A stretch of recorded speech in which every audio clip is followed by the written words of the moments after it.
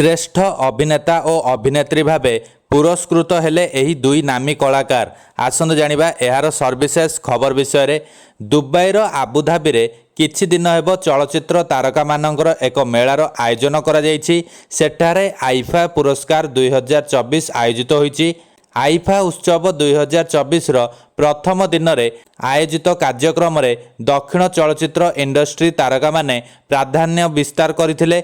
एहा परे श्रेष्ठ अभिनेता अभिनेत्री चलचित्र एवं निर्देशकों को पुरस्कार प्रदान करा जायथिला। द्वितीय दिन में बॉलीवुड तारका माने सेमानकर जलवा देखाइथिले। एही कार्यक्रम रे शाहरुख खान, विकी कौशल एवं करण जोहार परिचालना करथिले। एही तीन जण एकाठी मंच रे खूब मजा करने सहित दर्शक मानकर मनोरंजन भी करथिले।